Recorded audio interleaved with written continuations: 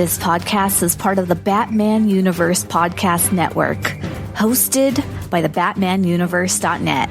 Check out everything related to Batman and the entire Bat family at the BatmanUniverse.net, including news and original content related to comics, movies, television, merchandise, video games, and more. Also, check out some of the other unique podcasts that TBU has to offer. Consider supporting this podcast by becoming a patron on Patreon. Even $1 can go a long way in supporting this content that you enjoy. Look for a link over at the BatmanUniverse.net to offer your support now. And now, on with the show.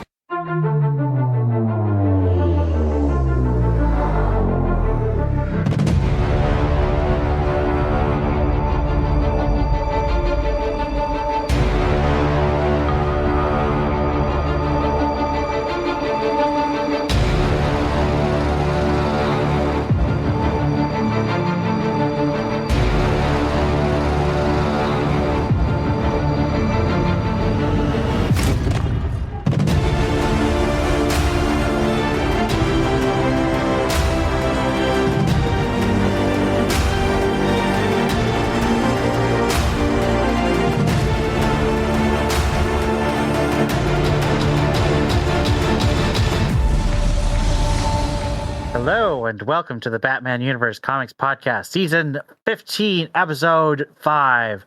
I'm your host, Ian, and I have with me... This is Dev. And this is Theo. And today we have just a little bit of stuff to cover, a little bit of tangential news, and one review, and a short Greater Gotham, so we're going to get to it. First things first, the cartoon, or animated, Batman Caped Crusader TV show that's in development has been picked up by Amazon. So it used to be a HBO Max project, but now it's an Amazon Prime project. All the same creative team apparently, and it's been picked up for 2 seasons of 10 episodes each. Any thoughts? It's a little sad it won't be on HBO Max. I like having all my Bat products in one website. But yeah, whatever. I have Prime. I don't care. I know there are evil overlords. I'm for that. Yeah, I mean, it is what it is. I mean, the way Zaslav was cutting stuff at HBO Max, I'm happy it was picked up by someone because we had the alternative. That's true. It could have been like picked up and then immediately cut because it's like, yeah, whatever. It could have been picked up like another HBO Max property, The Nevers, and then dropped on streaming live TV that you could only watch in the middle of the day on a work day. Oh my Wait, Lord. what? Wait. Oh, man. What am I missing? The Nevers, which was an HBO Max original program, was bought by Tubi, and you can only watch it. It's basically actually TV, but streaming on the internet, and you can only watch it at certain times. It's hilariously stupid. Oh my goodness! I mean, I thought you were going to mention something to the sense of, being cut like Batgirl after the movie was already finished or something like that. Oh, Batgirl was already shot. It wasn't finished. Well, that's what I meant. Yeah.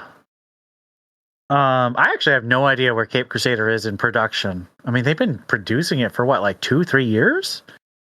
I don't know, but I thought I read somewhere that it was supposed to be a precursor to the animated series. Maybe. I don't know. Maybe I should poke my head back in on Greg Rucka's server because he's a writer for it. Second piece of news, the DC YA title Teen Titans Robin was released last week. We'll be having a review up on the site soon. And they announced that they're going to have 2 more books in the series. There's 4 so far. Robin Damian has been in the last 2 books, and Dick has been in the last book. The next book will be called Starfire, which means that all Dick and Corey shippers can rejoice. And a 6th book is promised, whether it is a cyborg book, much to Theo's displeasure, or a Teen Titans United type book where they all get together. We don't know. But 6 books are planned for the series, and the series is hitting massive sales. It cracked the top 100 on Amazon, not just for like superheroes and graphic novels. It actually hit number 1 in all those categories. It cracked top 100 of all books sold on Amazon.com. Wow. So it was really a good seller, and it has been for the last 3 volumes. I keep forgetting it exists. I feel bad. So you shouldn't. It's a really good series. I know. I need to give it a try. Sorry, go ahead. Wait. So we have Damien that's already there. Mm-hmm. I need to read it too. So we have Damien. Damien's already there. How old is Damien in the series? It's unclear. But he's a younger teen. Right? He's a younger teen. I think that would be fair to say. Like 13 is where I'm thinking. Okay. And Dick is there as well. How old is Dick? He looks like he's about 16 to 17. God, I can't wait to see how old they make Starfire. Well, they've released the first image in the back of the latest book, and she looks really cute. But the whole art, I love the art for this series by Gabriel Piccolo. It's all really cute. So they're leaning more on the teen cute and not so much the gaping. I mean, the third book is called Beast Boy Loves Raven. That's the kind of vibe they're going for. I'm wondering. I'm just wanting it to be where Corey is just a smidgen too young to be Dick's girlfriend, so the shippers could just go crazy. Wait, what? That's not going to stop them. Are you saying you want Damien to go for Starfire? None of them needs to go for Starfire. You just want you just want Starfire and Dick to be just out of reach. I'm pretty sure that they're going to be shipping Dick and Starfire. Well, I'm pretty sure too, but Dick Bab fans can dream. Dick and Babs have current comics.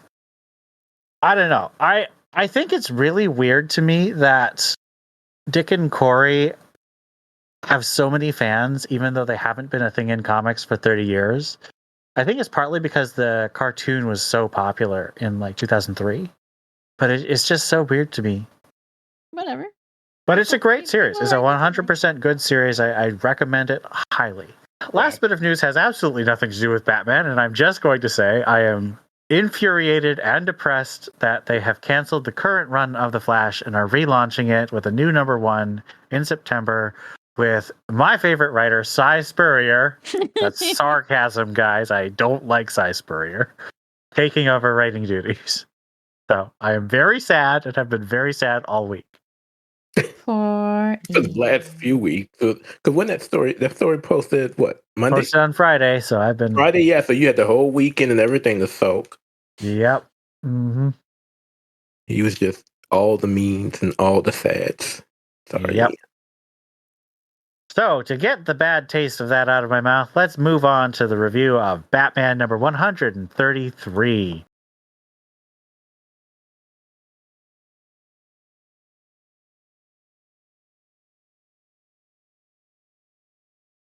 Chip Zdarsky and artist Mike Hawthorne. Our story begins in a warehouse in the Gotham City of another universe, as the Riddler, Edward Nygma, judges the cognitive abilities of children through riddles. If they can't answer, he sentences them to Arkham. The venomized police officers escorting Riddler notice something moving around up above and investigate. One of their own plummets to the ground in front of them unconscious. While another officer is strung up, Riddler takes a boy hostage. Something is thrown through his hand, disarming him of his handgun. Batman then leaps at the Riddler, taking down the terrified rogue. At Arkham, Selina Kyle confronts Red Mask. She tells him that this fighter is very good, but lies by claiming that it's not Bruce Wayne. She presumes that he's also the same guy who dressed up as Batman and put Riddler in the hospital. After showing a picture of a hospitalized Nygma, she confronts Mask on Riddler's abduction of children. Selina tells Mask that she wants no part of a plan that involves children, but before she can finish, Mask knocks her to the ground, demanding she do what he asks and bring in this Batman.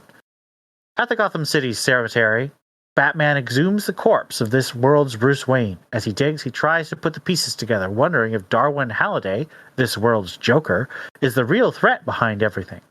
or if Halliday tried to save Bruce. As Batman opens Bruce's coffin, Alfred Pennyworth aims a gun at the Caped Crusader. Batman unmasks and tells Alfred he's from another world. In his world, the Alfred he knew was a kind man who stood up to evil. Batman tells Alfred that he will do just that, but he needs to examine Bruce's corpse to find out how this world's hero died. Batman leaves with the body, and Alfred remains behind, weeping. At the Wayne mission, Jewel plays lookout while Batman uses medical equipment to examine Bruce's body. Batman learns that Bruce was poisoned by gas, but there are also traces of multiversal energy. Outside, Judge Dent arrives with the police in force. Batman tells Jewel to alert the staff of the Wayne mission and help get residents out. He suspects that Dent will raze the building to the ground. Batman engages Dent, and the two fight it out in the rain. Batman uses his wits to take Dent down quickly in front of a couple officers, who run while Batman questions Dent. Catwoman arrives and offers to lead Batman to Red Mask, though he doesn't fully trust her, is the only choice he has. He follows her to not Arkham Asylum, but the underground city beneath Arkham called Arkham Caves. We learned from solicitations that this storyline has 2 more issues, one of which will be oversized. That will be May's issue. So this is the halfway point. Does this feel like halfway through the story? I guess. Sure.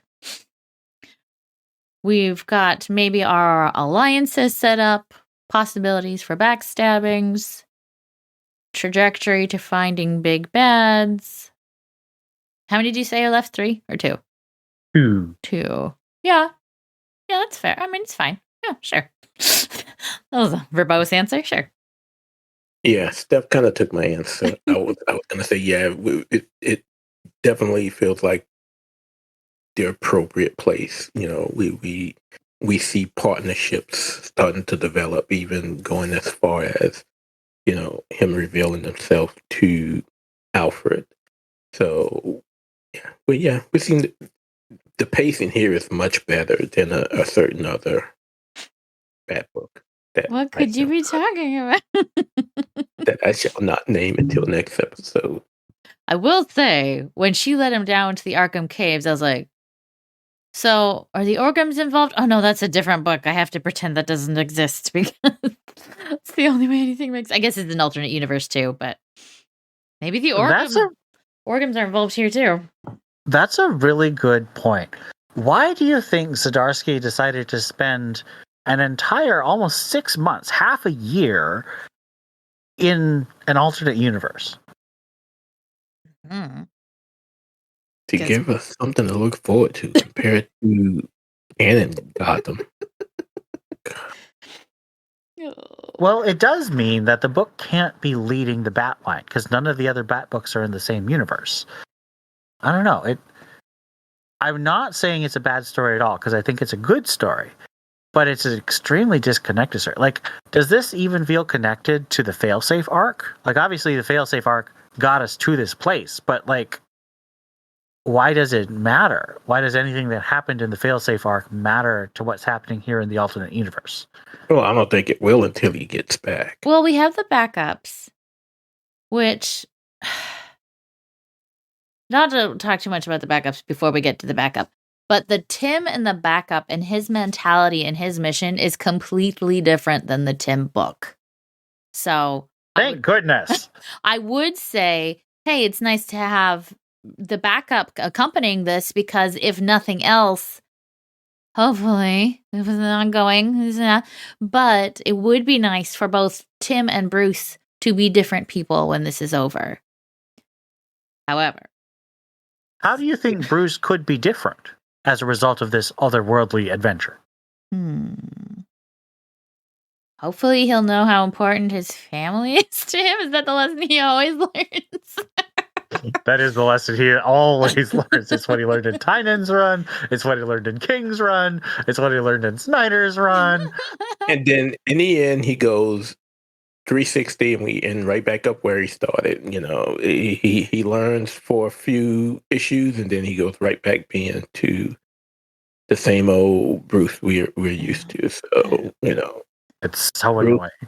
Bruce will be Bruce. But I do want to go back to what you were saying with regards to the whole fail-safe storyline and feeling disjointed. I think, first of all, Steph kind of hit the nail on the head in that the backup, I think, keeps us connected to the fail-safe story, simply because in the previous issues in the backup, Tim makes multiple mentions of fail-safe. So, so even though we have this main story that takes us to another universe where there is no fail-safe, we still have that connection through the backup, which again, I truly enjoyed the fact that Zdarsky's writing both, because if it's like that other book, who shall not be named right now. But unfortunately, I mean, most of the Batman universe is just so disjointed right now. Yeah. It used to not bother me as much, but I feel like when they're trying to have some connection, it's like, well, then you have to try. You have to make the effort. If you want to tell us this is all one universe, then you have to put the effort into telling it, or into making it actually. And when JT was there, and I assume they reopened the Batman room, it didn't just it just seemed so organic with the way that the books were connected. And then I mean, I don't know. It's just so many. It just seems like multiple universes. Even looking at what Nightwing is doing on his end, and I don't even want to talk about Batgirls, but that just totally seems like an entirely different universe. So I don't know. Yeah, I'm sure it's hard to coordinate these things, but that's like what they pay editors for. So like, I feel like they should definitely take advantage of the money they're getting. I know it's not a lot, but it's something, and that's their job that they're getting that money for. So yeah, I mean, if the writers aren't meeting, and collaborating, at least let the editors do it. Oh, did you hear about the pun? Oh yeah, I can't remember where I said it. Was it on the? It must have been on the podcast, because the editor's note last episode with punchline number 5 was wrong because it referenced Batman Eternal, and I was like, I've read Batman Eternal 3 times all the way through all 52 issues. That's from that issue, not this other one. Come on, dude. Nerd. Steph, you're on a Batman podcast. Called you a nerd. I do that to my husband all the time, and that's always his response. All right. So I don't really have any more questions about the main story. What do you guys think? Any other questions you think we should cover? Do you think Selina's gonna stab him in the back? Yes, this feels like The Dark Knight Rises. See, I was thinking it feels like The Dark Knight Rises, which is why I don't think she's going to do it, because I feel like that would be too on the nose. And Zdarsky's been a good storyteller, and I don't think he would just copy something from a widely known movie. But I really hope she doesn't. She will. I really hope not, because I really think she hates the idea of what Red Mask is doing, especially with the kids. So I'm hoping that she's for real and she's not going to backstab him. I'm contractually obligated to be wrong. Especially since we all know Red Mask is Jason. Do we? No. But that was my original prediction, so I'm going to die on that hill. I'm not going to die on that hill. Wait, what if it's Dick, though? No, not Dick. We haven't seen any of the Bat family other than Alfred and Selina. I know, right? But they're all the same age, though. They'd be babies. Well, I guess Dick and Jason aren't babies. Why would they be babies? Dick is an adult. Don't talk to me. They're all babies. I'm watching My Hero Academia right now, season 6, and I'm in a lot of trauma. Everyone is dying and having their legs ripped off or cutting off their own legs. Kids, Don't let anyone get you started on anime. It is a drug. It's my All right. choice. Wait, what do you think of the art? I mean, we didn't have Jorge. We had Mike Art. I mean, it's the same artist, so I didn't really have any new art notes. I don't like it. It's too Why not? inconsistent. I think before you got on, we were talking a little bit about art. And I decided that it's fine. It's serviceable. I wouldn't choose it. It's better than Howard Porter. Better than Porter. It's not as good as Jimenez. It's fine. It's not my favorite. Yes, ma'am. In my opinion, whatever. All right. I'm going to move on to the backup, which is the Toy Box, Part 3, written by Chip Zdarsky, illustrated by Miguel Mendonca. Leaping into action from last issue's backup, Tim Drake finds himself surrounded by Toyman and his toy soldiers. Robin shuts himself back into a barn where he's rounded up the Gothamites trapped here and begins distributing the teleportation discs Mr. Terrific gifted him in a previous backup. One of the survivors tells Robin there's another person out there, and Robin blows a hole in the barn and uses a tracker to find this last survivor. Robin winds up in a lab where another Toyman is operating on a living person. This Toyman isn't alive, but Robin reminds himself of the rules Batman and himself play by. No killing. Robin takes down this Bioman just as the first Toyman enters with his army. Grabbing Toyman and the last survivor, Robin activates his suit. This sends himself, Toyman, the last survivor, and all the other survivors holding discs back to Mr. Terrific. Once back, Robin tells Mr. Terrific that Toyman will help them get Batman back. So, this one, I will say, definitely feels like the middle, closing in on the end of this story. How did you enjoy it? I'm actually really liking this little story. I will nitpick a couple of things. I don't know how Toyman recognized Robin. He's in a really weird, space jumping onesie. That was the first thing that I said too when I read it. You're like, how the hell do you know if that's Tim? Yeah. The same way Babs No. recognized Dick when he was Agent No. 37 and she couldn't see his face, No. but she could Listen. see his butt. Listen, friend. I was driving behind my husband a couple years ago, and I lost sight of him because it was a really long day, and my contacts were glued to my eyeballs, and I was seeing double of everything, and I was trying to find him because I just bought a new car, and we were driving home from Dallas. It was 2 hours, and I couldn't find him. And then I saw this car, and I was like, that car is driving like someone who loves me. That's my husband. Okay, when you love someone, you can tell who they are from behind. When I go watch him play Frisbee, I know to look for this skinny guy with bad posture, and that's my husband, okay? If I'm the Toyman villain looking at a superhero in a tight onesie of nondescript, non-branded color, it doesn't look like Robin. He's got a mask. No, it doesn't look like Robin. It's fine. But he moves like Robin. He's on for 5 seconds. And he has Robin's butt. And then my question, too, was, how do we know these are all people from Gotham?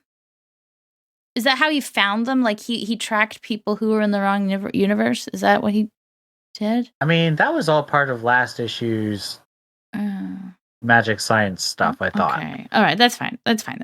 But other than that, I really like this story. I mean, it's creepy as all get out, but I like that it's moving forward. Toyman's a creepy villain. Oh, here he is. I like that we're moving forward. There was a reason we got the Toyman to do dimension hopping, so that's the reason we have him now. It wasn't completely useless these last few issues. Robin is kicking butt, taking names. Man, I was having flashbacks to the drones when Robin was taking out the drones with his bow staff before he quote unquote died forever. He was just fighting all the dudes with his bow staff. Oh, so cool. I liked it. The issue was okay. Again, I definitely enjoyed the pace of. I definitely enjoy the pace of Zdarsky's writing compared to, that. but I'm happy that the story is moving along. I mean, of course it has to, considering it has to be done. Matter of fact, I would assume that it'll be done by the time Bruce gets home, because Tim obviously would have to find him, right? Yes. Unless Batman finds Tim first. No, he's too busy. He's too busy. Yeah, I think Tim arrives right as Bruce has a gun to his head. Oh, that would be cool. So, do you think that the art is better in the backup or in the main book? Oh, backup, 100%. Huh. I like the detail to faces better. I like the consistency between peer characters better. No, I like it tons better. And I like the colors better. And that might just be the setting of the story, but I like the colors better. Well, I think the colors had to be brighter, considering. Yeah, it's like generic suburban American neighborhood versus Gotham on Venom. All right, let's give our issue a rating out of 5 Bioman bots. Bioman. You know, the robot that Toyman has Oh. operating on people. Creepy. I'm gonna say 4. I like the Batcat interaction. I like the backup. I like the story. I like the voices. Did not like Riddler, but I never like Riddler. So it's all good. Do you like him better or worse than Spine Ribbon? I like him better than Spine Riddler. Actually, Okay, I so was kind of thinking. I almost decided I didn't, and then I was like, wait, no, this is like, universe where everyone has hot dogs for fingers. This is the universe where everyone is on Venom, and that's fine. I can get behind that. And then we get more Riddler and Batman Inc. Okay. That's right, you did. I will give it a 3.75. Oh, So you we go- guys really like this issue. I did, yeah. The story is great. Again, like I said, I enjoy the pacing. The art was okay. I think I like the art more than you all dislike it. I don't dislike it. I just don't think it's very exciting.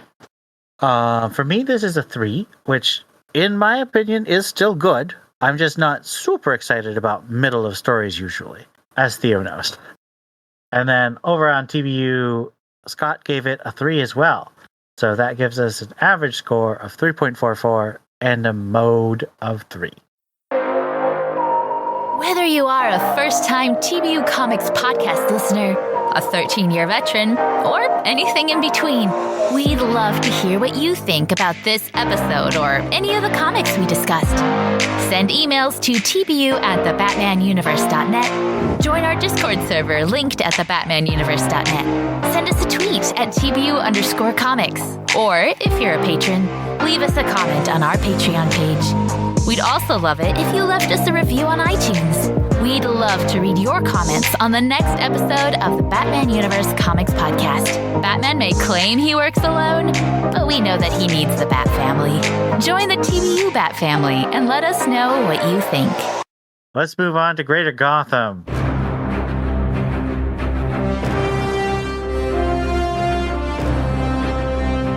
The Joker, the Man Who Stopped Laughing, Season 2, Number 6. Oh, abstain. But okay, so I since there were so few books, I tried reading a few, and I skimmed through this one and thought, meh, I'm good. And abstain. What? I thought you were reading this. Oh no, it's Ian that sometimes reads it. Well, I did read this. I probably won't next time because there was no Stephanie Brown. So thumbs down. For this. Because it's a Joker book. Yeah. Speaking of Joker books, Batman and the Joker, the Deadly Duo, Number 5. Theo. I am going to give it a neutral. Trending up. It's been good the entire series, but the ending this issue was kind of a letdown. I abstain. I looked at it, and it definitely looked like a book. I mean, the art was amazing. I really liked the art, and it looked like a well-crafted book. It just wasn't my jam. But anyway. There's some of those pages with the art. I sometimes see Silvestri, but you know who else? I also sometimes see Freddie Williams III in some of his art. Really, really good. I really like it. Poison Ivy number 10. Thumbs down. I thought, I mean, not that I'm a fan of Gwyneth Paltrow, but they weren't even being subtle about attacking Gwyneth Paltrow and her weirdness. And then the whole mushroom orgy was weird.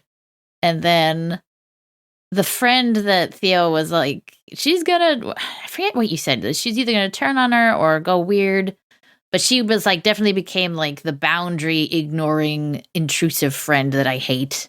Like, we need to go do this thing. No, I don't want to do the thing. No, we need to go do the thing. And if I was Ivy, I would have just left. I would have gotten in the car without her and done my own thing. I don't like people like that. But anyway, yeah, it was just weird. Thumbs down. She didn't kill anyone. That was cool. She wanted to. I wanted to. It is a neutral for me. It was really kind of meh. I continue to abstain. Oh, and she cheated on Harley, like, right after Harley left, and on her way to go be with Harley, she cheats on Harley, and she's, like, aware enough while she's doing it, because it was during the mushroom orgy, but she's aware enough that she's making a mistake. So that Which is worse, though? Yeah. Cheating on your girlfriend or murdering tons of people? Well, she didn't murder tons of people. She has in the past. Yes, but that's like not a thing against Harley. Yes, but I don't appreciate the fact that it feels like this book is attempting to get me to feel negatively about Poison Ivy because she cheats on her girlfriend, instead of the fact that she's a mass murdering psychopath who hates human life. Multiversity Harley screws up the DCU number 1. Man, I got tricked into reading that one. I don't know why. I would have deleted it if you hadn't said you read it. I thought it was because I thought it had something to do with the Harley book, and it had nothing to do with the Harley book. As I told Steph, this has to do with the New Amanda Connor Harley book It from was 10 years fine. ago. I actually probably would have given it like a good solid neutral if it wasn't for the ending.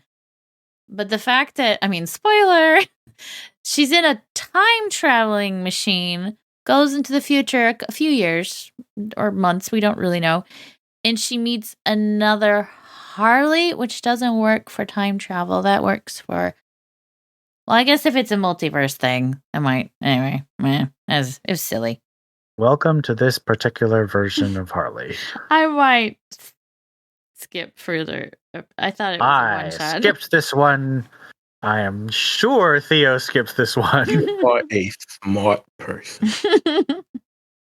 All right, Batgirls number 16. Speaking of things that I assumed Theo skipped. Neutral, but I'm for the life of me having trouble remembering what happened in this one. Steph turns into Man-Bat. Steph turns into Man-Bat, and the flower of penship brings her out of her delirium.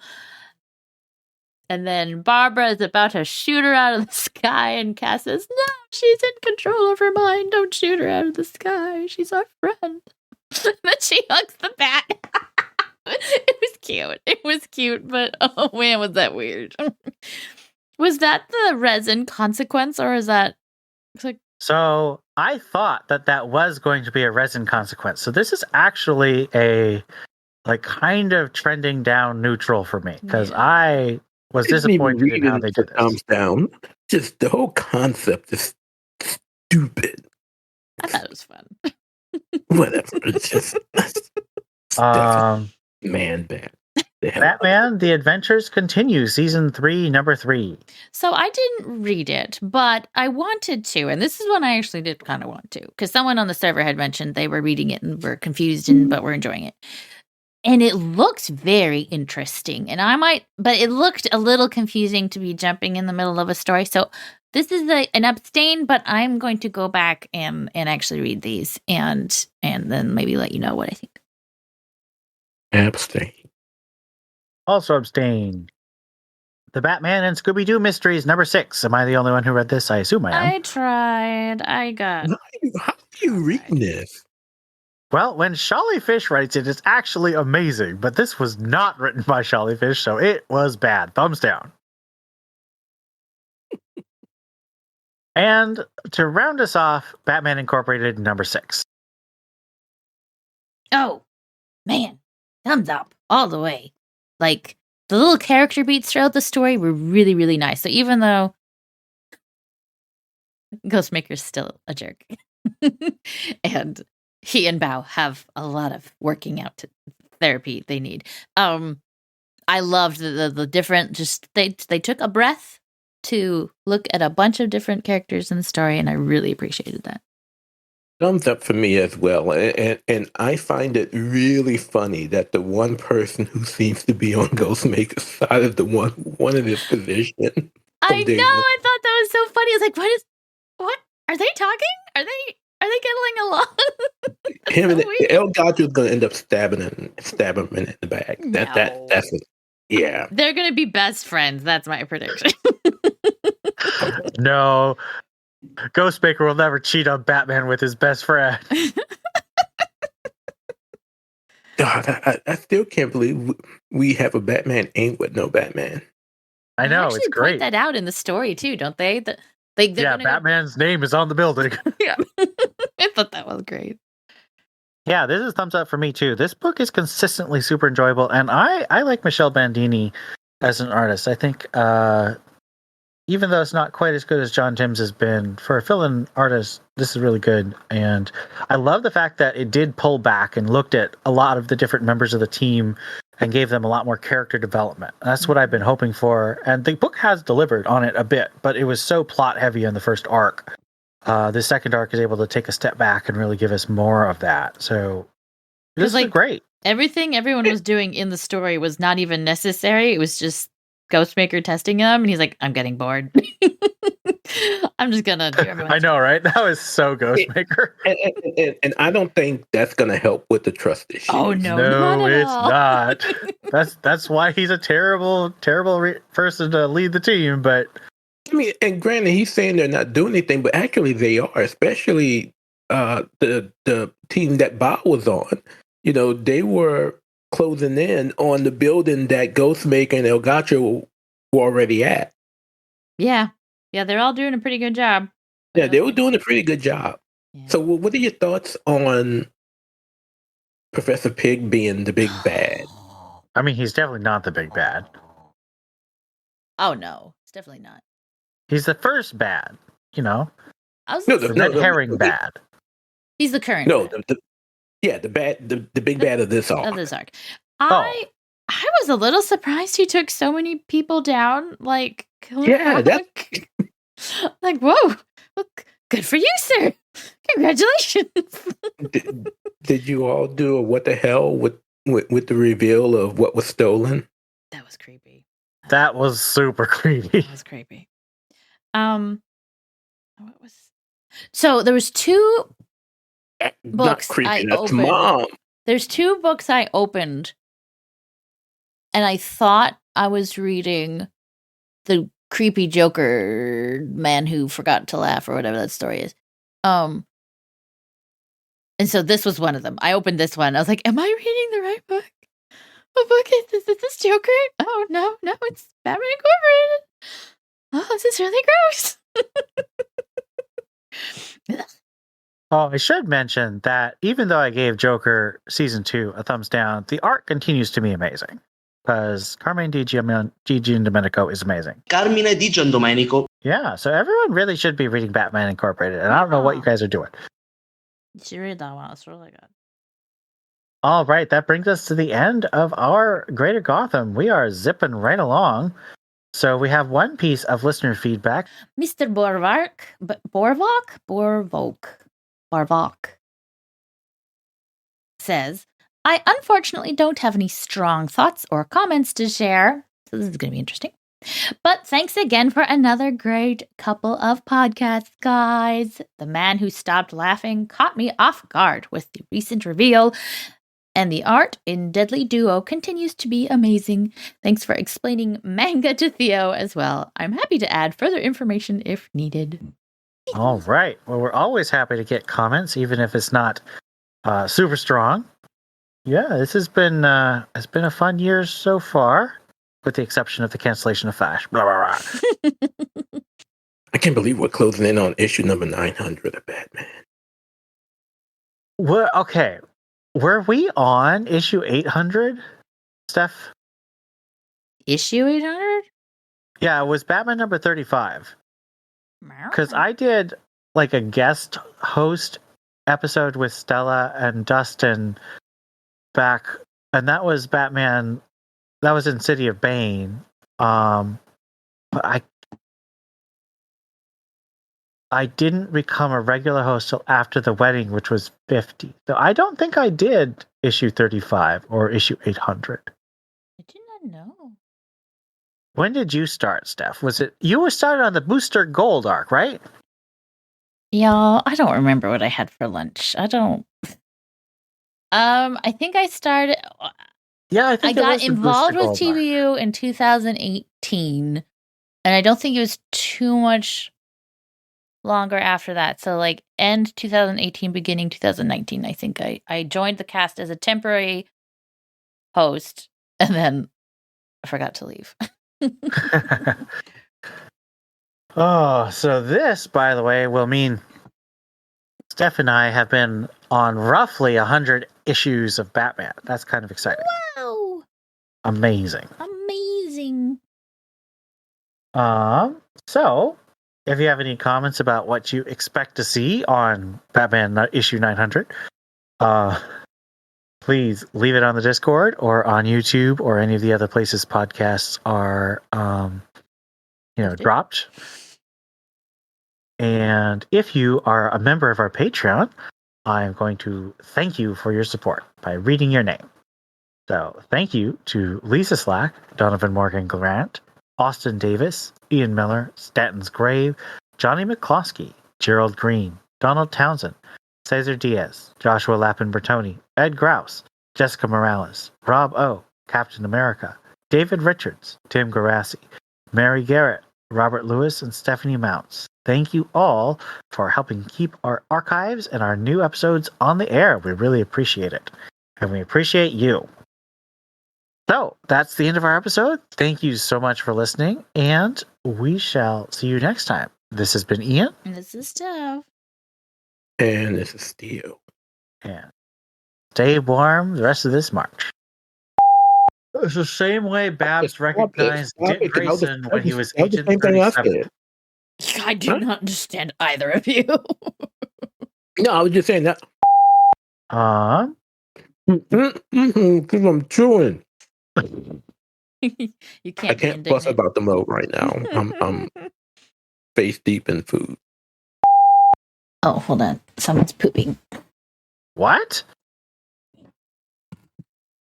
My cats are scratching at their litter. Okay, hold on.